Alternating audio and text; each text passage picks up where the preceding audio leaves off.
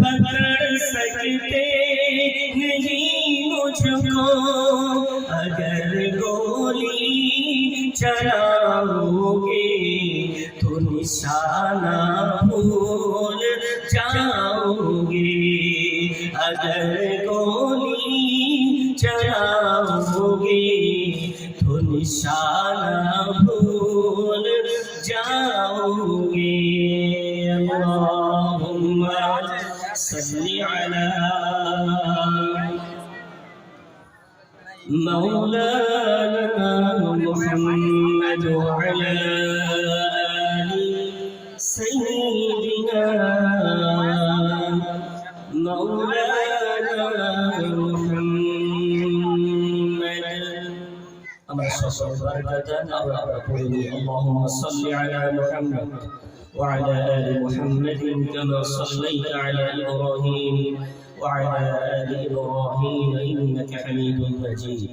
اللهم بارك على محمد وعلى آل محمد كما باركت على إبراهيم وعلى آل إبراهيم إنك حميد مجيد।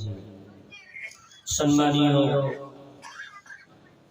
হাক্কানিয়া হাফিজিয়া কোরআনিয়া মাদ্রাসার ঐতিহ্যবাহী দিনের বেলা প্রতি বছরের মতো বছর আয়োজিত এই মহান ইসলামী ধর্মসভার নির্ধারিত নির্বাচিত আজকের জলসার যোগ্য সঞ্চালক মোহাম্মদ সাহেব সাদর, জলসার সভাপতি সাহেব, মুআজ্জাজ মুকাররম উলামায়ে কেরাম, মাদ্রাসার সমস্ত আসাতিজায়ে কেরাম, বিভিন্ন এলাকা থেকে আগত আইমায়ে মাসাজিদ, মুয়াজ্জিনে ইজাম, উমরা আদায়কারীগণ, হুজ্জাজ কেরামগণ, মাদ্রাসার তাকাঙ্ক্ষী দরদি, আমার একদল নবী প্রেমী, ইসলাম প্রেমী বয়সের বড় বাবাজিরা, সমবয়সী ভাই বন্ধুরা, স্নেহের কচি কাচারা, পর্দার আড়ালে বসে থাকা, সমস্ত কাজকর্ম ত্যাগ করে আল্লাহ রাসূলের ভালোবাসায় পর্দার আড়ালে আসন গ্রহণকারী আম্মা জানাবো, সকলকে শ্রেণীগত ভালোবাসা আন্তরিক শুভেচ্ছা জানিয়ে আল্লাহর কাছে দোয়া চাইছি আপনারা দোয়া করেন। আজকের আলোচনার বিষয়বস্তু দিন প্রতিষ্ঠিত করতে হলে আমরা পুরুষরা দিন জানলেই যথেষ্ট না নারীদেরকেও দিন জানার প্রয়োজন। আমি এই বিষয়ে কোরআন ও হাদিসের আলোকে কিছু কথা বলার নিয়তে বসেছি। আমার তৌফিক ইল্লা বিল্লাহ আলাইহি তাওয়াক্কালতু ওয়া ইলাইহি উনীব। আমার মতো অযোগ্যকে কিছু কথা বলার আগে, আপনাদের মতো গুণীজনদেরকে কিছু শোনার আগে, যে কথাগুলো আল্লাহ বলাবেন শোনাবেন, আল্লাহ আমাদের প্রত্যেককে তার উপরে আমল করার তৌফিক প্রদান করে দেন। উচ্চ আওয়াজে বলি আল্লাহুম্মা আমিন। রব্বুল আলামিন তার মহাসমুদ্র কোরআন পারা নম্বর 5 পৃষ্ঠা নম্বর 17 সূরার নাম সূরাতুন নিসা। রব্বুল আলামিন বলেন ومن يعمل من الصالحات من ذكر أو أنثى। দুনিয়ার মধ্যে নারী হোক এবং পুরুষ হোক, যেই দিনের কাজ করবে শর্ত আল্লাহ দিলেন আল্লাহ মুমিন, তার ঈমান থাকে আমি আল্লাহ কথা দিলাম ফাউলাইকা ইয়াদখুলুনাল জান্নাহ। এই নারী পুরুষ উভয়ই আমার দয়ার জান্নাতে প্রবেশ করবে। জোরে বলা যাবে সুবহানাল্লাহ। ওয়ালা ইয়াজলামুনা নাকিরা, তাদের উপরে ন্যূনতম বিচার করা হবে না, ন্যূনতম আমি আল্লাহ তাদের উপরে জুলুম হতে দেব না। তাদের প্রত্যেকটা কর্মের ফলাফল আমি রব্বুল আলামিন নিপুণভাবে প্রদান করে দেব। জোরে বলা যায় না সুবহানাল্লাহ। রব্বুল আলামিন এই আয়াতে অনুযায়ী ব্যাখ্যা বলেছেন পারা নম্বর 30 পৃষ্ঠা নম্বর 20 সূরাতুল জিলজালা। আল্লাহ রব্বুল আলামিন বলেন ফামান ইয়ামাল মিসকালা যাররাতিন খায়রান ইয়ারা। তোমাদের মধ্যে যারা যারা ন্যূনতম ভালো কাজ করবে, এই কথাটা সুবহানাল্লাহ হতে পারে, আলহামদুলিল্লাহ হতে পারে, আল্লাহু আকবার হতে পারে, কোন অসহায় মানুষের হাত ধরে রাস্তা পার করে দেওয়া হতে পারে, তুমি এর মাথায় হাত তোলানো হতে পারে, কোন দিনের কাজে সহযোগিতা হতে পারে, দুনিয়ার মধ্যে যে যতটুকু ভালো কাজ করবে আমি আল্লাহ কথা দিলাম সেই ভালো কাজগুলো কিয়ামতের দিন আমি আল্লাহ তাদের চোখের সামনে সব তুলে ধরবো। জোরে বলা যাবে সুবহানাল্লাহ। এখন এই যে মাহফিল, এটা মূলত একটি মাদ্রাসা কেন্দ্রিক অনুষ্ঠান, যেখানে কোরআন শেখানো হয়, যেখানে ইসলামের একটি বড় আমানত জাতির কাছে সুপুর্দ করা হয়। এই আমানত আমাদের বুঝে এখান থেকে যেতে হবে এবং এই আমানতটাকে রক্ষা করা পূর্ণ জীবনে টার্গেট রেখে। এই যে সময়টা চলছে, এই সময়টা হলো পৃথিবীর একটা টার্নিং পয়েন্ট। যদি এই টার্নিং পয়েন্ট আমরা চ্যালেঞ্জ গ্রহণ না করি, আগামী প্রজন্মের সামনে আমাদেরকে গালি শুনতে হবে। আর যদি এই টার্নিং পয়েন্ট আমরা চ্যালেঞ্জ গ্রহণ করে জাতিকে আমি আলোকিত জাতি বানিয়ে যেতে পারি, তো কিয়ামত পর্যন্ত কবরে শুয়ে শুয়ে আজ যেমন সালাহুদ্দিন আইয়ুবী, আজ যেমন মিশরের বড় বড় বাদশা দিন প্রতিষ্ঠিত করার জন্য যারা জান মাল কুরবান করে ইরাক প্রতিষ্ঠিত করতে গিয়ে, ইরান কায়েম করতে গিয়ে, ইসলামী দাওয়াত পৃথিবীর প্রান্তে প্রান্তে পৌঁছানোর জন্য যারা পৃথিবীর বুকে আজকে বরণীয় মাননীয় কবরে চলে যাওয়ার পর অমর হয়ে আছে, আজ যদি আপনি চ্যালেঞ্জ নিতে পারেন কিয়ামত পর্যন্ত আপনি অমর হয়ে থাকবেন ইনশাআল্লাহ। সেই চ্যালেঞ্জ দেওয়ার আজকে পালা। যে মাদ্রাসা আমাদের চোখের সামনে দাঁড়িয়ে আছে, এখানে দেওয়া হয় কোরআনের শিক্ষা। এখন মনে হতে পারে কোরআনটা মনে হয় তাবিজ লেখার কিতাব, তা মনে হতে পারে কোরআনটা মনে হয় ঝাড়ফুঁক করার কিতাব, এটা মনে হতে পারে কোরআনটা মনে হয় শুধু মাইয়িত মারা গেলে মাথার কাছে তেলাওয়াত করা কিতাব। কিন্তু তাই কি? বুখারী শরীফের হাদিস বর্ণনাকারী বিশ্বনবীর সবচেয়ে প্রিয়তম স্ত্রী আম্মা জানা আয়েশা রাদিয়াল্লাহু তাআলা আনহা, তিনি বর্ণনা করছেন বিশ্বনবী গারে হেরাতে ওহী আসার আগে কয়েকদিনের খাদ্য খোরাক নিয়ে আমার রাসূল গারে হেরাতে বসে বসে রব্বুল আলামিনের ধ্যান করতেন, রব্বুল আলামিনের কাছে নিজের জীবনের কিছু আমল পেশ করতেন। রব্বুল আলামিন সেই অপেক্ষার অবসান ঘটিয়ে জিবরাইল আমিনকে পাঠিয়ে দিয়ে বললেন, মুহাম্মদ পড়ো। কি পড়ো? ইকরা। মুহাম্মদ পড়ো। রাসূল বললেন, লা নবী কারি, আমি পড়তে জানি না। এখানে একটা বিষয় আপনাদের মাথায় নিতে হবে। বিশ্বনবীর এই যে বয়স, এখন বয়স চলছে 40, গারে হেরাতে ওহী আসছে, বলা হচ্ছে পড়ো, রাসূল বলছেন পড়তে জানি না। এখন আপনারা যারা বাঙালি আরবি না জানেন, তাদেরকে যদি বলা হয় ইকরা বলেন, তো বলতে পারবেন না। অথচ রাসূল বলছেন আমি পড়তে পারি না। ব্যাপারটা অন্য জায়গায়। ব্যাপারটা বিশ্বনবীকে যে উম্মি বলা হয়, উম্মি এই শব্দের একটা অর্থ ডিকশনারিতে লেখা আছে। প্রত্যেকটা শব্দ তার একটা শব্দ ভান্ডার, বাংলা ডিকশনারি আছে, ইংলিশ ডিকশনারি আছে, আরবি ডিকশনারি আছে, তাতে অর্থ লেখা থাকে। এখন উম্মি মানে লেখা আছে যে পড়তে জানেন না, পড়তে পারেন না, জাহিল, মূর্খ, তাকে বলা হয় উম্মি। ঠিক তদ্রূপ কাপড়ের একটা সংজ্ঞা লেখা আছে। কাপড় মানে পরিধেয় বস্তু, ঠান্ডা গরমে মানুষকে উপকার দেয়, মানুষ ব্যবহার করে, কে বলে কাপড়। কাঠের সংজ্ঞা লেখা আছে। কাঠ যা দিয়ে আসবাবপত্র তৈরি করা হয়, মানুষ চেয়ার টেবিল বানায়, কে বলা হয় কাঠ। এখন আমি বিরাট পণ্ডিত ছিলেন, ওই ডিকশনারি দেখে কাঠের অর্থ বার করে আমি বলি ঠিক আছে, কাঠ সবকিছু বানানো যায়, চেয়ার বানানো যায়, কাঠ দিয়ে দরজার চৌকাঠ বানানো যায়, জানালার পাল্লা বানানো যায়। তা আমি মুফতি সাহেবকে বললাম, হুজুর যদি কাঠ, ওই কাঠ দিয়ে জানলার পাল্লা বানায়, চৌকাঠ বানায়, চেয়ার বানায়, তাতে পা দিলে, তাতে হেলাল দিলে, তার উপরে চললে কোনো গুনাহ হবে? তো মুফতি সাহেব বলছেন না।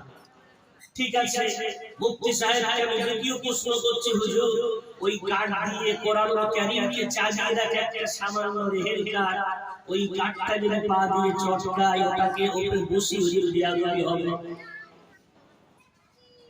হুজুর বলছেন হ্যাঁ হবে। কেন?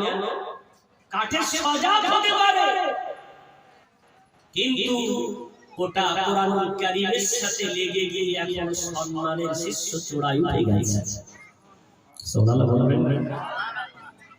কাপড়, দুনিয়াতে বহু কাপড় আছে, প্যান্ডেলের কাপড়, গায়ের কোটের কাপড়, দুনিয়ার বড় বড় সোফার কাপড়, বেডশিট, দামি দামি কম্বল, দুনিয়ার সব কাপড় পা দিয়ে চটকাবেন, কোনো বিয়াদবি হবে না।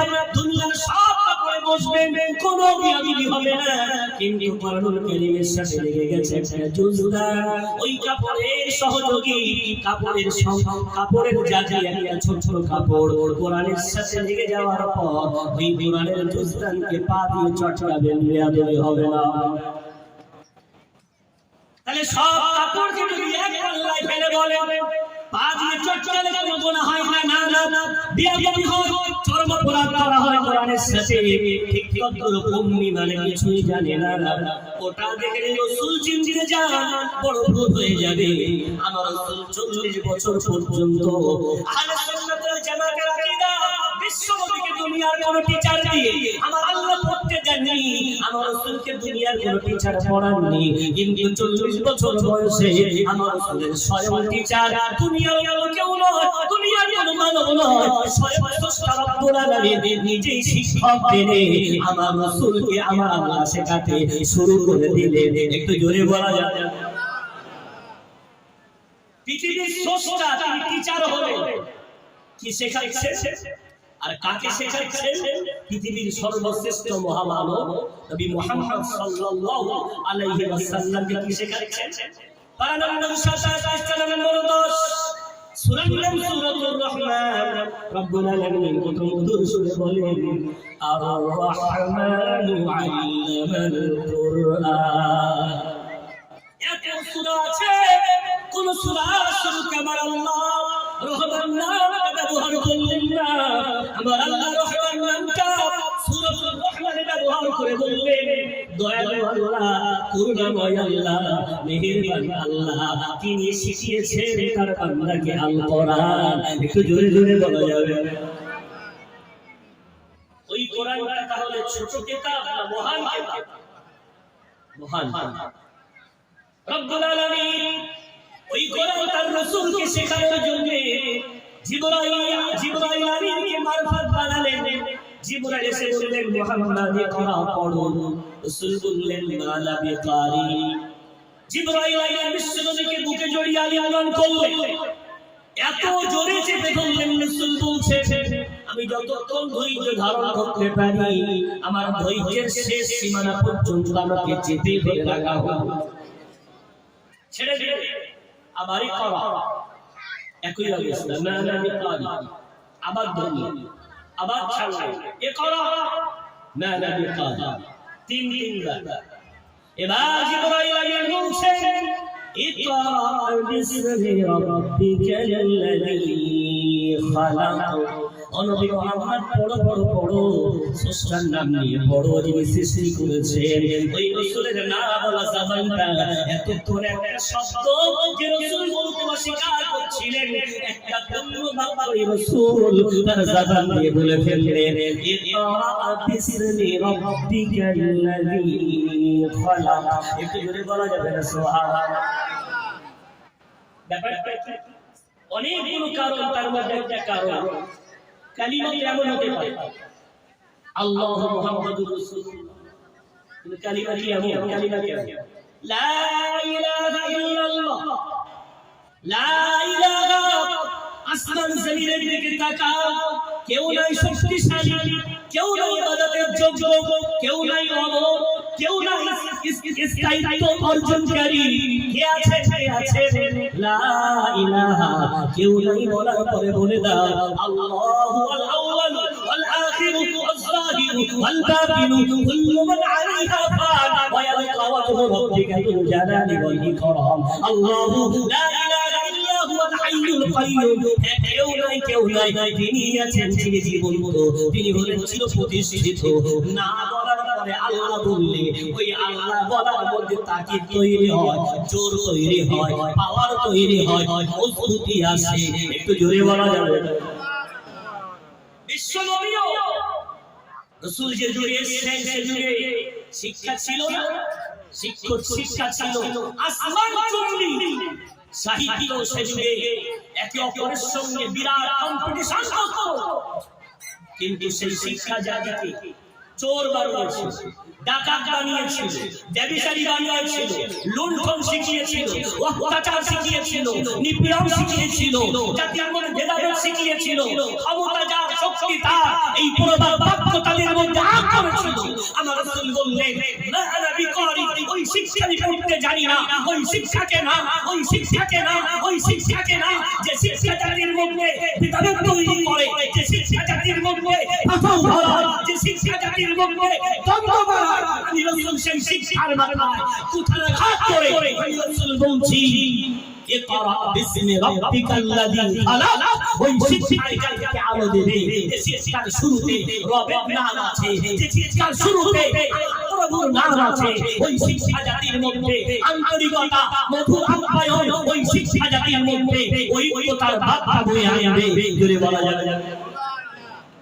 বিশ্বনবী ওই জন্য তিনবার বললেন, না বিকারি, শিক্ষা না, শিক্ষা না, ওই শিক্ষা শিক্ষাই না।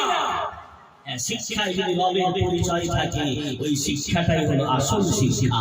যদি বলবেন বিশ্বনবী এই আয়াত বাড়িয়ে এসে আমি বাজারে খাদিজাতুল কুবরা রাদিয়াল্লাহু তাআলা আনহাকে বললেন, জাম্মিলুনি জাম্মিলুনি ইয়া খাদিজা, কোথায় আমার খাদিজা, আমাকে কম্বল মুড়ি দাও, আমি মুহাম্মদ খুব নিজেকে নিরাশ মনে করছি, আমি আতঙ্কিত, আমার মনের মধ্যে বড় ভয় কাজ করছে।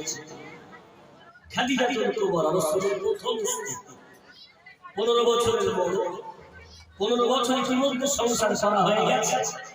বিশ্বনবী যখন বাড়ি এসে আতঙ্কিত, কম্বল মুড়ি দিয়ে পাশে বসে বলছেন, মুহাম্মদ ব্যাপারটা কি?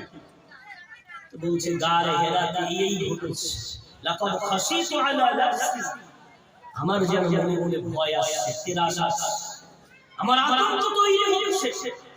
খাদিজা বলছেন, কাল্লা ওয়াল্লাহি লা ইউযিকা আল্লাহু আবাদা, মুহাম্মদ কখনোই না, আল্লাহর কসম খেয়ে বলছি, আমার আল্লাহ আপনাকে কোনোদিন লজ্জিত করবে না। আমি খাদিজা আপনাকে সান্ত্বনা দিয়ে বলছি, আল্লাহর কসম, আমার আল্লাহ আপনাকে কোনোদিন লজ্জিত করবেন না। জোরে বলা যাবে কি ব্যাপার? স্ত্রীকে বলা হয় অর্ধাঙ্গিনী, বলা হয় জীবন সঙ্গিনী। কোরআন বলে, হুন্না লিবাসুল লাকুম ওয়া আনতুম লিবাসুল লাহুম, তুমি তাদের পোশাক, ওরা তোমাদের পোশাক। সেই নারী কেন বলা হয় অর্ধাঙ্গিনী? অর্ধাঙ্গিনী আমার আপনার জীবনের এত বড় একটা হাতিয়ার। উদাহরণস্বরূপ সকালবেলা ঘুম থেকে উঠেছি, আবহাওয়া ঠান্ডা গরম, ঠান্ডা গরম, আমার যেন মনে হচ্ছে আমার গায়ে জ্বর ভাব। আমার স্ত্রীকে বলছি, কই তুমি কোথায় গো, দেখো তোমার কপালে হাত দিয়ে। আমার মনে হয় জ্বর এসেছে। ও কপালে হাত দিয়ে বলছে, তোমার কপাল তো পুড়ে যাচ্ছে। ব্যাস এতটুকু বলেছে। মোবাইলটা বার করে ফোন লাগিয়েছি, আমি আজকে আর মাদ্রাসায় যাব না। আমার যারা অধীনস্থ তাদেরকে বলছি, তোমরা ঠিকঠাক করে ক্লাস করে নি। কি ব্যাপার, কেন আসবেন না হুজুর? আমার প্রচন্ড জ্বর। কোন ডাক্তার বলেছে? কথা বলবে কোন ডাক্তার? স্ত্রী নামী ডাক্তার। ও কিন্তু কোন মেডিকেল থেকে সার্টিফিকেট, ও শুধু কপালে হাত দিয়ে আমাকে বলেছে তোমার গায়ে প্রচন্ড জ্বর। ওর কথাটাই বিশ্বাস হয় না। আবার বিপরীত, আমার গায়ে সত্যি জ্বর আছে, কিন্তু ও জানে আমার স্বামী বাড়ি বসে থাকলে ও ফালতু সময় নষ্ট করবে, ও দরকার নাই, কাজে গেলে সব ঠিক হয়ে যাবে। ও গায়ে হাত দিয়ে বলে, তোমার গা তো আমার চেয়ে ঠান্ডা। ওই 100 জ্বর এক তাড়ায় 90 তে নেমে যাবে। কথা বলে 100 ডিগ্রি তাপমাত্রা এক তাড়াতে দেখ আমার গা চেয়ে ঠান্ডা। এই যদি বলে তবে মনে হবে আমার মনে হলে ভুল হয়েছে। তো আবার উদুমুদু করে গোসল করে চলে যাবে আপন কাজে। কেন? কালাটা দিয়েছি। দেখছেন বিশ্ব নবীর মতো ব্যক্তিত্ব, তাকে ধমক দিচ্ছেন রাসূলের স্ত্রী। ওলামারা বসে আছেন, কাল্লা শব্দের টেম্পারেচার এত, কাল্লা ওয়াল্লাহি লা ইউযিকা আল্লাহু আবাদা, আইনা মুহাম্মদ, আল্লাহ আপনাকে কখনোই লজ্জিত করবে না। আমি খাদিজা আপনাকে সান্ত্বনা দিচ্ছি ধমকের সুরে, যদি বলবেন বিশ্বনবী হাবিবুল্লাহ জনাবে মুহাম্মদুর রাসূলুল্লাহ সাল্লাল্লাহু আলাইহি ওয়াসাল্লাম খাদিজাকে প্রশ্ন ছুড়ে দিলেন, ও খাদিজা, তুমি আমাকে সান্ত্বনা দাও কেমন করে? তুমি এমন সুন্দর করে আমাকে সান্ত্বনার বাণী বলো কি করে যে আমার আল্লাহ আমাকে লজ্জিত করতে পারে না? তুমি আমার মধ্যে এমন কি গুণাবলী দেখেছো? খাদিজা বলছে, মুহাম্মদ, একটা দুটো নয়, আপনার মধ্যে 15 বছর ধরে আমি পাঁচটা, একটা দুটো নয়, পাঁচটা মহান গুণ আপনার মধ্যে দেখতে পেয়েছি। জোরে বলো, এই পাঁচটা গুণ নিয়ে যাবেন না রেখে যাবেন, দায়িত্ব আপনাদের। প্রথম নাম্বার গুণ, মুহাম্মদ, আপনার মধ্যে আমি দেখেছি ইন্নাকা লাতাসিলুর রাহিমা, আপনি সর্বদা আত্মীয়তার বন্ধন মজবুত করেন। মুহাম্মদ, আপনি কোনদিন আত্মীয়তার বন্ধন ছিন্ন করেন না। যে বান্দা রব্বুল আলামিনের বড় এই গুরু দায়িত্ব পালন করে, আত্মীয়তার বন্ধনকে ছিন্ন না করে, আমার আল্লাহ তাকে লজ্জিত করতে পারেন না। ও নবী মুহাম্মদ, দুই নম্বর আপনার গুণ হলো ইন্নাকা তাহমিলুল কাল্লা, সমাজে যারা অসহায় দরিদ্র সংসারের বোঝা চালাতে পারে না, মুহাম্মদ, আপনি তাদের সংসারের বোঝা নিজের মাথার বোঝা মনে করে আপনি নিজে চালিয়ে তাদের দুঃখ কষ্ট দূর করে দেন। যদি বলা যায় নাম্বার 3, আপনার মধ্যে 3 নম্বর গুণ তাকসিবুল মা'দুম, উপার্জনহীন যারা, উপার্জন করতে পারে না যারা, আপনি তাদের জন্য উপার্জন করে করে তাদেরকে দিয়ে আসেন। নম্বর 4, অত করে বইখা আপনি খুব মেহমানদারি করেন। নম্বর 5, অতঈনু আলা নওয়াইবিল হক, হকের পথে চলতে গিয়ে কোন মানুষ বিপদে পড়লে ওই বিপদগামী মানুষটাকে আপনি খুব সাহায্য করেন। যদি বলেন সুবহানাল্লাহ। বিশ্বনবী হাবিবুল্লাহ কতটা আত্মীয়তার বন্ধন মজবুত করতেন। জন্মগত আমার রাসূল মা হারা, জন্মগত আমার রাসূল আব্বা হারা, আমার রাসূল জন্মানোর 5 বছর পরে মা হারিয়ে ফেললেন। জন্মানোর আগে আব্বা হারিয়ে ফেললেন। বাপের ভালোবাসা পাননি, মায়ের ভালোবাসা পাননি, দাদুর ভালোবাসা আমার রাসূল পাননি। কিন্তু হালিমা সাদিয়া আমার রাসূলকে দুধ পান করিয়েছিলেন বলে আমার রাসূল বৃদ্ধ বয়স পর্যন্ত যখন হালিমা রাসূলের দরবারে আসতেন, গায়ের চাদরটা খুলে আমার রাসূল মায়ের জন্য বিছিয়ে দিতেন। সাহাবারা বলতেন, ইয়া রাসূলুল্লাহ, ইয়া হাবিবাল্লাহ, ওই মহিলাটাকে যে আপনার দরবারে আসলেন আপনি সম্মানার্থে দাঁড়িয়ে যান, ইয়া রাসূলুল্লাহ, তার জন্য গায়ের চাদরটা বিছিয়ে দেন। কে ওই মহিলা? আমার রাসূল বলতেন, জানো না কে? আমি আমার জনমদুখানি মা, তার মায়ের মহব্বত আমি পাইনি, তার দুধ পান করার সৌভাগ্য আমার বেশি দিন হয়নি, কিন্তু যিনি আমাকে নিজের মায়ের চেয়ে বেশি ভালোবেসে আমাকে লালন পালন করেছিলেন উনি আমার মা হালিমা সাদিয়া। আমি ওর জন্য আমার গায়ের চাদর মোবারকটাই বিছিয়ে দিই। একটু জোরে বলো। বিশ্বনবী আত্মীয়তার বন্ধন এমন করে মজবুত করতেন, আমার রাসূল মরণের ইন্তেকালের আগ পর্যন্ত এই আত্মীয়তার বন্ধন মজবুত করার তাকিদ দিয়ে গেছে। আমার সমাজে অনেক হাজী আছে, অনেক উমরা দায়িত্বী আছে, আলেম আছে, নামাজি আছে, ইমাম আছে, দিনদার ভাই বাবাজি আছে। ঘন ঘন আমরা দান সাদকা করি, ঘন ঘন আমরা করছি, হজ করছি, বোনের হকটা আজ পর্যন্ত দেইনি, ভাইয়ের হকটা বুঝিয়ে দেইনি। চাইলে বলি দেবো না বলছি, আবার যদি চাই তো বলি তুই যদি তোর হকটা নিস, কার বাড়ি আসবে, কার সাথে সম্পর্ক থাকবে, তাহলে ও হকটা দেইনি কেন? আত্মীয়তার বন্ধন ও সম্পর্কটা ভোগ করছি তাই রেখেছি। ও যদি ওই হকটা নিয়ে যায় আমার সাথে কোনো আত্মীয়তার সম্পর্ক থাকবে না। নামাজ জান্নাতে নিয়ে যাবে, এ রোজা জান্নাতে নিয়ে যাবে, ইবাদত জান্নাতে নিয়ে যাবে না। বিশ্বনবীর একটি বড় গুণ আত্মীয়তার বন্ধনকে মজবুত করো, আত্মীয়তার বন্ধন ছিন্ন করো। আমার সমাজে কি হয়ে গেল?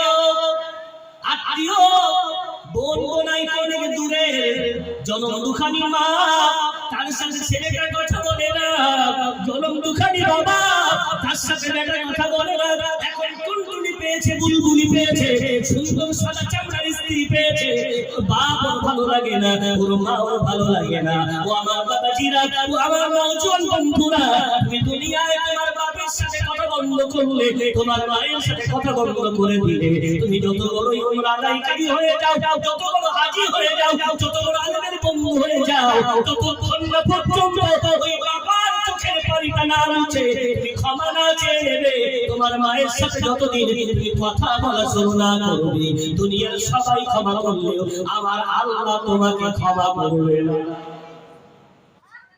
আত্মীয়তার বন্ধন মজবুত করা লাগবে এটা রাসূলের প্রথম গুণ নাম্বার 2 এবং 3 কি বললেন নবী মুহাম্মদ আপনার 2 নম্বর এবং 3 নম্বর গুণ হলো যারা উপার্জন করতে পারে না যারা সমাজে সংসারের বোঝা চালাতে পারে না আপনি তাদের বোঝা চালিয়ে নিয়ে যান দৃষ্টান্ত দেন বিশ্বনবী 40 বছর বয়সে নবুয়তের দায়িত্ব পেয়েছে কিন্তু যুবক বয়সে একটা সংগঠন করতেন ওই সংগঠনটার নাম আপনারা অনেকেই জানেন নাম তার ইলফুল ফুজুল কি নাম ইলফুল ফুজুল মক্কার একদল সভ্য মানুষ তারা দলবদ্ধ হয়ে একটা সংগঠন বানালো তারা বলল আজ থেকে মক্কায় আমরা অবিচার দেব আজ থেকে মক্কায় অসহায় দরিদ্র যদি কোনোদিন অত্যাচারিত হয় আমরা তাদের পাশে দাঁড়াবো নাম্বার 3 আমার সমাজে কেউ অত্যাচার করলে তার হাত মুচড়ে দেবে নাম্বার 5 কোন বাইরে থেকে অতিথি এলে মক্কায় যদি সে কোনো অবিচারের শিকার হয় আমরা তার জন্য এক হয়ে যাব ইত্যাদি এই সংগঠনের সদস্য আমার ইয়ামান থেকে এক ব্যক্তি এসেছে জাবির নামে এক ব্যক্তি 3টি উট এনেছে মক্কা থেকে অনেক দূরের রাস্তা ইয়ামান মক্কার বাজারে 3টি উট তুলেছে উটগুলো বিক্রি করবে উট ভরা আশা মক্কার মানুষের ভ্রমণের একটা বাহন উট আমাদের যেমন বিভিন্ন গাড়ি জাবির মক্কার বাজারে উটগুলো দাঁড় করিয়ে দাম চাই কে কিনবে আমার উটগুলো আমার একটা উট 200 দিনার করে দাম কত করে 200 দিনার উটগুলো দেখতে অনেক সুন্দর একদল মানুষ ভিড় জমিয়ে দাঁড়িয়ে আছে বড় কাজ হচ্ছে কে নেবে হঠাৎ ওই মক্কার জমিনে একজন মুসলমান নাম তারা বুঝে সকলকে ঠেলে দিয়েছে হাজির কি ব্যাপার কার উট বলে ইয়ামানি জাবিরের উট কত দাম চাই বলে 200 দিনার হাসতে হাসতে বলছে পাগল নাকি 100 দিনার দেব কি বলছে 100 দিনার সঙ্গে সঙ্গে জাবির আশেপাশের ব্যবসায়ীদেরকে বলছে কে ওটা তো বলছে ওটা হলো মক্কার ডন তো তোমার দাম বলেছো তোমার কপাল ভালো তুমি জোর করে যেটা পছন্দ হয় কেটে নিয়ে চলে যাবে জাবির বলছে আমি তো দৌড় আমার কেনাই নাই বলি দেখো তোমার বাবার সাথে কথা বললেই সমস্যা মেরে ধরে 10 লাখ জাবির 3টে উট একটি খোটায় বেঁধে দৌড়ালো মক্কার দিকে দৌড়াতে শুরু করলো চিৎকার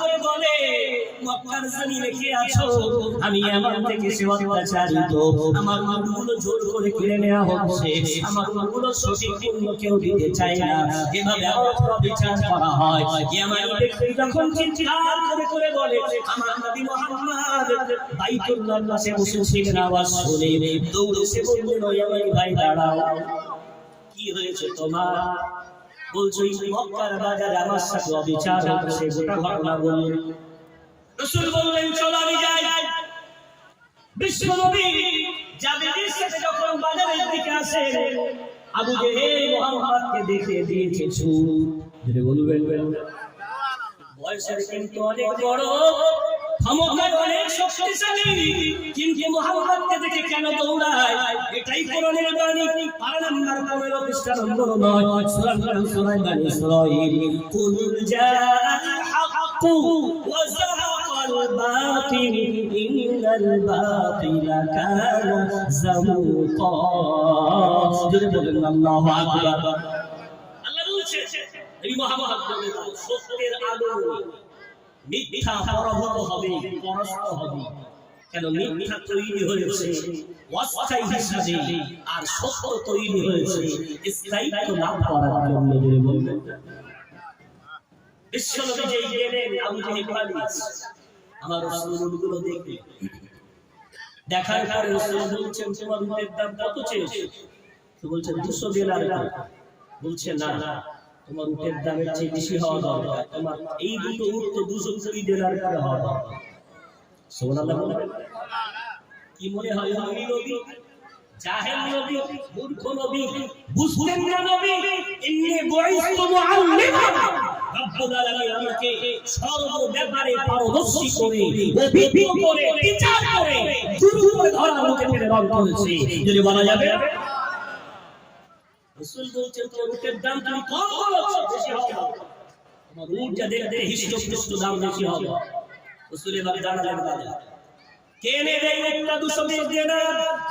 আমার রাসূল প্রথম উটটা বিক্রি করে দিলেন, এক ভাই নিয়ে নিলেন। আবার একটা উট টেনে বললেন 220 দিনার কে নেবে? একজন ক্রয় করে নিলেন। তিন নম্বর উটটা টেনে বলছেন এই উটটা ঠিক আছে, এটা 200 দিনার, একটু ছোট, এটা ঠিক আছে 200 দিনার। জাবিদি তুমি কত চেয়েছিলে তিনটে উটের দাম? বলে 600 দিনার। রাসূল গুনে দিলেন নাও 600 দিনার। এই দেখো এখন 40 দিনার আমার হাতে আছে। ও জাবিদি 40 দিনার তোমাকে দেব না। ও জাবিদি ওই 40 দিনার আমি মুহাম্মদ দালালি করে আমিও নেব না। ও জাবিদি চলো আমি দেখাবো এই 40 দিনার আমি মুহাম্মদ কি করি। জাবিদির হাত ধরলেন। আমার রাসূল মক্কার পাহাড়ের পাদদেশে একদল এতিম, একদল অসহায়, একদল বিধবা নারী তারা বসবাস করে। বাপ যেমন বাড়ির দিকে গেলে বাচ্চা দৌড়ে যায়, আমার রাসূল যখন তাদের দিকে যাওয়া শুরু করেছে, ওরা দৌড়ে দৌড়ে আমার রাসূলের চতুর্দিকে ঘিরে দাঁড়িয়ে গেছে। আমার রাসূল ওই এতিমদের জন্য, ওই বিধবা নারীদের জন্য, ওই অসহায় মানুষগুলোর জন্য ওই 40 দিনার থেকে আমার রাসূল তাদের হাতে হাতে বন্টন শুরু করে।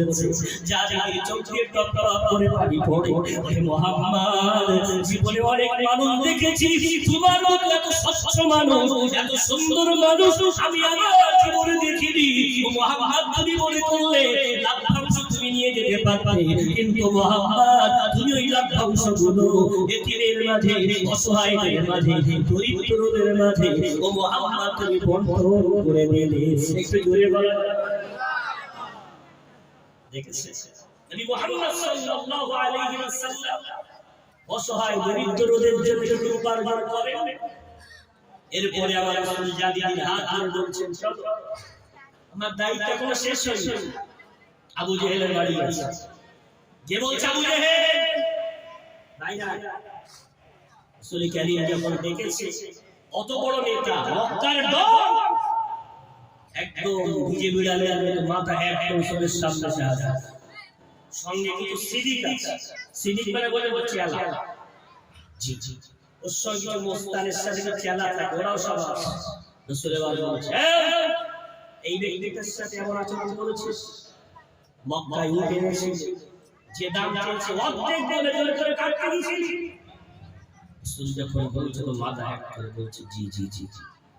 রাসূল বলছেন শুনে রাখ, এরপরে কোনদিন যদি কোনো ভিনদেশী মানুষের সাথে এমন আচরণ করার ইচ্ছা তোর মনে তৈরি হয়, আর কোনদিন কোনো মানুষকে তুই যদি জোর করে এমন কোনো জিনিস রাখতে যাস, কানটা খুলে শুনে নে, আমি মুহাম্মদ আমার চেয়ে খারাপ এই ধরার মুখে আর কেউ কিন্তু হবে না। একটু জোরে বলো। হুজুর মানে যেন সবসময় মাথা উঁচু করে যায়, হুজুর মানে সবসময় যেন হার মেরে যায়। হ্যাঁ, ইসলামের দুটো নিয়ম আছে। ব্যক্তি কেন্দ্রিক, আমাকে কেউ কিছু বলেছে খবর, কিন্তু জনস্বার্থ যদি কেউ নষ্ট করে, জাতির হক যদি কেউ নষ্ট করে, তার জন্য জীবনে এক ফুট রক্ত থাকাকালীন ওই অবিচার মেনে নেওয়া যাবে না। দ্বিতীয় দিন যদি কোনো বাইরের মানুষ অত্যাচারিত হয়, আমি মুহাম্মদ আমার চেয়ে খারাপ কেউ হবে। পরবর্তীতে আবু জেহেল তার সাথীরা বলছে আবু জেহেল এত ধমক দিয়ে গেল কেন, কিচ্ছু বললেন না। আবু জেহেল বলছে আমি কি এমনি চুপ ছিলাম? মুহাম্মদ যখন আমার সামনে ধমক দিচ্ছে, ওর ডান পাশে দেখছি একদল সৈন্য হাতে বর্শা নিয়ে আমার দিকে তাকিয়ে আছে। বলবেন না মুহাম্মাদের বাম পাশে একদল সৈন্য হাতে বর্শা নিয়ে আমার দিকে উঠিয়ে আছেন, বলছে মুহাম্মদ যা বলে মেরে নে, ভুল করলে তোর জীবন খারাপ করে দেব। ওরা কারা, ওরা কারা আমি জানি না, ওরা অন্য কেউ নয়, ওরা ছিল আল্লাহর পাঠানো ফেরেশতা। একটু জোরে বলো। এই হকের আওয়াজ তুলতে গেলে বাবাজি আমার কোনো ভয় করলে হবে না। কেন? সাহায্য করবেন কে? বিশ্ব নবীর এই পাঁচটা বড় বড় গুণ নবী মুহাম্মদ সাল্লাল্লাহু আলাইহি ওয়াসাল্লামের এই গুণগুলো খাদিজা বলার পর খাদিজা বলছেন দেখবেন ঠিক বললাম না ভুল বললাম? চলো আমার এক চাচাতো ভাই আছে, ওরা কেমনে নাওফাল, তার কাছে নিয়ে যাই। খাদিজা নিয়ে গেলেন ওরাকার কাছে। ওরাকা দৃষ্টিহারা, চোখে দেখতে পায় না, বিদ্ধ হয়ে গেছে। ওরাকাকে বলছে ওরাকা এই দেখো তোমার মুহাম্মদ নাকি গারে হেরাতে ভয় পেয়ে কি সব দেখে এসেছে। ওরাকা বলছে মুহাম্মদ কি দেখছো? ওরাকা হলেন একজন তৌরাত ইনজিলের বড় পণ্ডিত, ইব্রানি ভাষায় পারদর্শী, আরবি ভাষা খুব ভালো জানে। আরবের বাসিন্দা হয়ে শিরিক বেদাতকে তিনি অস্বীকার করে খ্রিস্টান ধর্ম অবলম্বন করে নিয়েছিলেন। এমন একজন সম্মানীয় ব্যক্তি। ওরাকা বলছে মুহাম্মদ তুমি বলো তুমি কি দেখছো? রাসূল যখন এই কথাগুলো বললেন ওরাকা হাসছেন আর বলছেন মুহাম্মদ সুসংবাদ গ্রহণ করো, তোমার কাছে ভয়ের কোনো বার্তা নেই, ভয়ের কোনো কারণ নেই। মুহাম্মদ তোমার কাছে নামুস এসেছে, যে নামুস আমার মুসা নবীর কাছে এসেছিলেন, অর্থাৎ জিবরাইল আমিন ফেরেশতা আল্লাহর তরফ থেকে তোমার কাছে এসেছে। জোরে বলা যাবে ও মুহাম্মদ সুসংবাদ গ্রহণ করো, তুমি হলে আখিরি নবী, তুমি হলে শেষ নবী। তোমাকে যেদিন এই মক্কা থেকে তাড়িয়ে দেওয়া হবে, আমি ওরাকা ওই দিন যদি বেঁচে থাকি, তোমাকে কেউ যদি সাহায্য না করে, আমি ওরাকা ওই তোমাকে পূর্ণরূপে আমি সাহায্য করব। আমার রাসূলের কথা শুনে বিশ্ব নবীর মনটা ভারাক্রান্ত হয়ে গেল। আমার রাসূল বললেন আমু করেছি ওরা কেন কি মক্কা থেকে তাড়িয়ে দেবে? ওরা তো আমাকে আমিন বলে ডাকে, আস-সাদিক বলে ডাকে। ওই সময় ওরাকা বললেন মুহাম্মদ যারা যারা যারা এই দুনিয়ার লোকে সত্যের বাণী নিয়ে ধরা লোক এসেছে, ওদের প্রত্যেকের জন্য এমন বিরুদ্ধাচারণ অবস্থা তাদের বিরুদ্ধে তৈরি হয়েছে। হকের বাণী আনলে শত্রুতা তৈরি হবে। মুহাম্মদ তাই তোমাকেও এমন কঠিন বিপদের সম্মুখীন হতে হবে। আমি বেঁচে থাকলে তোমাকে সাহায্য করব, কিন্তু ওরাকা এই কথা বলার কয়েকদিন পরে দুনিয়া থেকে চলে গেলেন।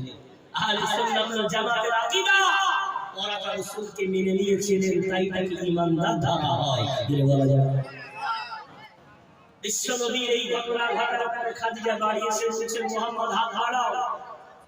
কি ব্যাপার? তোমার হাতে হাত দিয়ে প্রথম যে ইসলাম এনেছে, দুনিয়ার পুরুষের যেন নাম না থাকে, তোমার ওই হাতে হাত দিয়ে ইসলাম এনেছে, ওই নামটা যেন স্ত্রী খাদিজার নাম হয়। একটু জোরে বলা যায় আয়াতে কোরআন মিলছে না। দিন প্রতিষ্ঠিত করতে হয়, শুধু পুরুষ দিন প্রতিষ্ঠিত করতে পারবে না যতক্ষণ নারী তাকে সাহায্য না করবে। রাসূল কারীম যখন দিন নিয়ে আসছেন, তার হাতে প্রথম তিনি হাত দিয়ে ইসলাম ধর্ম গ্রহণ করছেন। তিনি অন্য কেউ নন, অন্য কেউ নন, তিনি হলেন আমার রাসূলের জীবন সঙ্গিনী। বয়সের 15 বছরের বড়, 15 বছর সংসার করার পরে আমার রাসূলকে বলছেন নবী মুহাম্মদ আপনার মধ্যে এমন গুণ দেখেছি, আপনি নবী হওয়ার সবচেয়ে যোগ্য অধিকারী, তাই অন্য কাউকে আগে যেতে দেব না, আপনাকে নবী বলে প্রথম মেনে নিলাম। আমি খাদিজা কুবরা রাদিয়াল্লাহু আনহা। একটু জোরে বলা বাবাজি আমি সময় পাবো না, ঘড়ির কাঁটা আপনাদের এখানে খুব দ্রুত চলে, উঠতে না উঠতে 1 ঘন্টা হয়ে যাওয়ার মতো হয়ে গেছে। এখন সামনে অনেক কিছু বলা, মনও চাইছে বলতে, তবে জানি না কতটুকু পারবো। নারীদের রূপ মা রূপী নারী, কন্যা রূপী নারী, আর স্ত্রী রূপী নারী। কয় রূপী? 3 ধরনের নারী হয়। মা রূপী নারী পৃথিবীর মধ্যে সর্বশ্রেষ্ঠ নিয়ামত। বলেন সুবহানাল্লাহ। মা সন্তানকে পৃথিবীর সব কিছুর চেয়ে বেশি ভালোবাসে, ওর ভালোবাসায় কোনো ভেজাল নেই। নাম্বার 2 মেয়ে নারী, নারী কন্যা নারী, নারী এটাও পৃথিবীর একটা নিয়ামত, ও আব্বাকে খুব ভালোবাসে। আর নাম্বার 3 স্ত্রী রূপী নারী, এই স্বামীকে ভালোবাসে আর স্বামীর মালিককে, টাকাকে ভালোবাসে। কি বললাম? ও স্বামীকে নয়, স্বামী টাকা পয়সা যেটা ভালো হয় স্বামীর সম্মান, আর টাকা পয়সা না থাকলে স্বামী অসম্মানীয়। এটা সময় না এলে বুঝবেন না, আল্লাহ সময় কাউকে না দিই। এই যে স্ত্রী রূপী নারী তো সহজে স্বামীকে মেনে নিতে পারে না। ও স্বামী হোক হাফিজ সাহেব, দুনিয়ার সবাই পীর বলল, স্ত্রী জীবনে পীর বলল।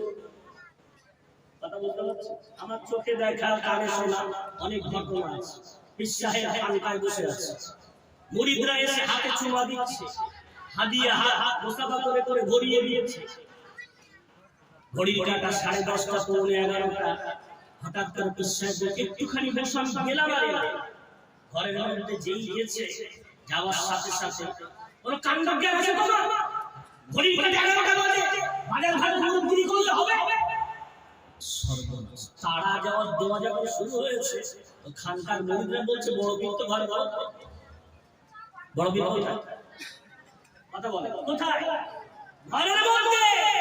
পীর সাহেব ছাড়ে না, তারা যা দিচ্ছে, পীর সাহেব বলছে, আমার ঘড়ি ঘড়িতে ভুল হয়ে গেছে, ঘড়ি অন্যদিকে ছিল, আমি বুঝে উঠতে পারি না, দিকে খেয়াল রাখি না, খাওয়াটা পৃথিবীতে সব জায়গায় ডাল গলানো সহজ। মেয়ের কাছে ডাল গলে বাবা, মায়ের কাছে ডাল গলে সন্তানে, কিন্তু স্ত্রীর কাছে ডাল গলা অনেক কঠিন। স্ত্রী তখন তার স্বামীকে মান দেয়, স্ত্রী তখন তার স্বামীকে সম্মান দেয় যখন ওই স্বামীটা ভিতরের জীবন বাইরের জীবন সমান হয়।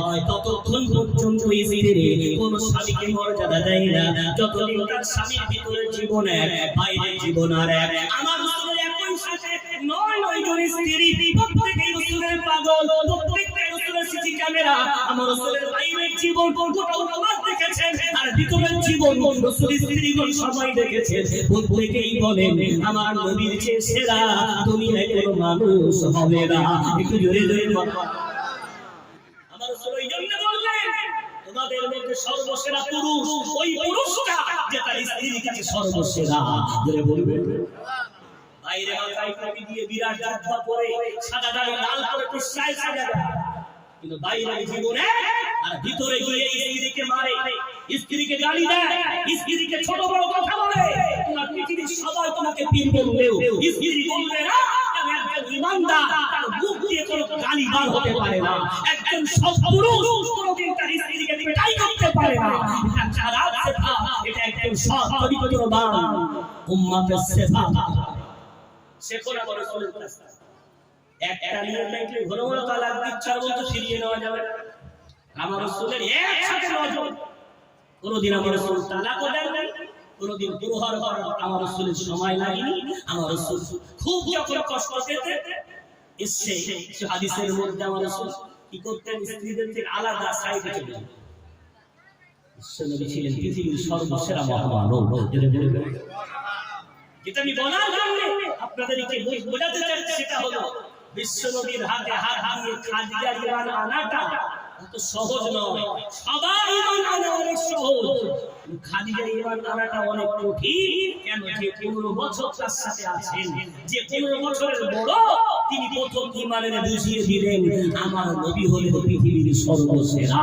একটু যদি বলা যায়, দিন প্রতিষ্ঠিত করতে হলে পুরুষ এবং নারী উভয়কে দিনদার হওয়া দরকার। আজ হচ্ছে কি জানেন, আপনারা মাহফিল এসেছেন, আমার মা বোনেরা এসেছেন, কিন্তু বছরে কবে একটা জলসা হবে, আর ওই জলসায় বিরাট হেদায়েত হয়ে যাবে তো হবে। নারীদেরকে দিন শেখানো দরকার। কিছু রাস্তা আছে যদি অবলম্বন করা যায়। প্রথমত, বিশ্বনবী রাসূল কারীম সাল্লাল্লাহু আলাইহি ওয়াসাল্লাম তিনি তার জীবনে দুটো ঐতিহাসিক মসজিদ বানিয়েছেন। 53 বছর পর্যন্ত আমার রাসূল কোন মসজিদ বানান না। হিজরত করে মদিনার পথে যেতে মসজিদে কুবা প্রথম মসজিদ, 14 দিন সেখানে থাকলেন। এরপরে দ্বিতীয় মসজিদে নববী। দেখেন তো মসজিদে নববী কত সুন্দর, আর আমাদের মসজিদ কত সুন্দর, কত পার্থক্য মসজিদে নববীর সাথে একটু মিলিয়ে। বিশ্বনবী মসজিদের ইমাম, মসজিদটা কেমন খেজুরের পাতা দিয়ে ছাউনি দেওয়া, দেওয়ালগুলো পাথর দেওয়া, মাঝে মাঝে কিছু কলম দিয়ে খেজুরের খুঁটি দেওয়া। পানি হলে পানি পড়ে, রৌদ্র হলে সূর্যের তাপ প্রবেশ করে, সিজদা দিলে কপালে কাদা লেগে যায়। মসজিদের ইমাম আমার রাসূল মুয়াজ্জিন বিলাল হাবশী রাদিয়াল্লাহু আনহু, মসজিদের মুসল্লি গোটা মদিনার নারী পুরুষ। একটু জোরে বলা যায়। এখন আযান দিচ্ছেন বিলাল, আল্লাহু আকবার, আল্লাহু আকবার। বিলাল আযান দেয়, বিলালের আযান মাইক কোনো নয়, কোনো মাইক্রোফোন নাই, কোনো লাউড স্পিকার নাই। ওই আযান আসমান থেকে পড়ে আরশ আজিমের সাথে টক্কর লেগে গোটা জান্নাতের মতো গুনগুন গুনগুন করে বেজে ওঠে। আমার রাসূল জিবরাইলকে বলে, ওরে জিবরাইল, জান্নাতের মধ্যে আযানের আওয়াজ কোথা থেকে আসে? জিবরাইল বলে, মুহাম্মদ, তোমার বিলাল ও দেখতে কালো হতে পারে, ওর আওয়াজ দুনিয়ার মানুষ শুধু শুনে না, ওর আওয়াজ আমার আল্লাহ শোনার জন্য সাত আসমান ভেদ করিয়ে ওর অন্তরের মধ্যে আল্লাহর এত ভালোবাসা। ও যখন আল্লাহু আকবার বলে, আল্লাহ মহান, এত ইখলাসের সাথে বলে, এত মহব্বতের সাথে বলে, এত দৃঢ়তার সাথে বলে, আমার আল্লাহ ওর আওয়াজ ধরিটা জান্নাতের মধ্যে বাজিয়ে দেন। একটু জোরে বল। দুনিয়ার মকবুল মুয়াজ্জিন বিলাল আযান হয়ে গেছে, মেয়েরাকে দাঁড়িয়েছে নামাজ, রাসূল নামাজ পড়াচ্ছেন, হঠাৎ হাত দুটো আকাশের দিকে তুলে দিলেন। আবার নামাজ পড়াতে পড়াতে রাসূল আস্তে আস্তে পিছন দিকে সরে আসতে লাগলেন।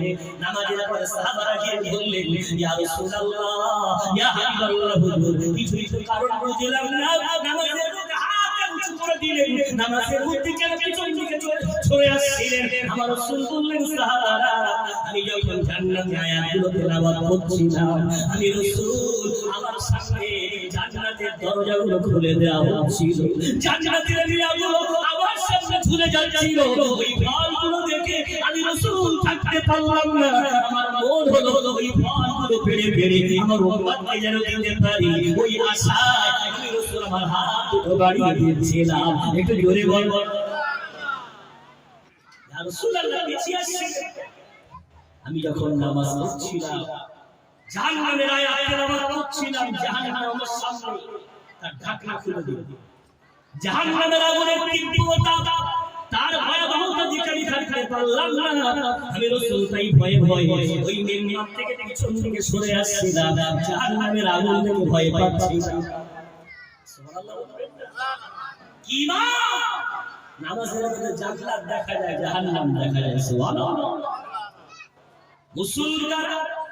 মুসল্লি গোটা মদিনার নারী পুরুষ, তখন নারীদের মসজিদ আসা জায়েজ ছিল, আর মুনাফিকরা মুসল্লি। কেন? ওই যুগে যদি কেউ মসজিদে না আসতো, আব্দুল্লাহ ইবনে মাসউদের ফতোয়া, মসজিদে না আসলে আমরা দুটো ফতোয়া দিতাম। মসজিদে আসেনি মানে হয় পাক্কা মুনাফিক, আর না হয় কঠিন অসুস্থ, তাই মসজিদে আসে। কটা ফতোয়া দিতাম? এখন বলেন, আমাদের জুমার নামাজের মুসল্লি তো পেটটা, ওয়াক্তীয় নামাজের খবর কি? আপনাদের এখানে আমার ওয়াক্তীয় পড়ার সুযোগ হয়নি, কি অবস্থা? সব একই। জি, মঞ্চে ইমাম ওলামারা বসে আছে। জুমার দিনে পেটটা, ওয়াক্তীয় নামাজ এক রাকাত, দেড় রাকাত, ফজরের নামাজ ইমাম মুয়াজ্জিন জামাত করছে। কি হবে? কার ফতোয়া? রাসূলের প্রিয় সাহাবা আব্দুল্লাহ ইবনে মাসউদ রাদিয়াল্লাহু আনহুর ফতোয়া। আমাদের জামানায় মসজিদে জামাতে কেউ না এলে দুটো ফতোয়া দিতাম, এক পাক্কা মুনাফিক অথবা কঠিন অসুস্থতায় যাওয়া।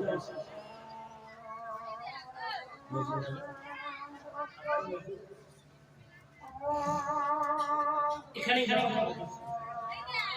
আপনারা কেউ কেউ বলবেন না, এখানে ইনশাআল্লাহ জামাত হবে। আর এই বড় জামাত কখনো কখনো বিরাট ফজিলতের কারণ, এই জন্য কোনো ব্যতিব্যস্ত হওয়ার দরকার নেই। আশা হচ্ছে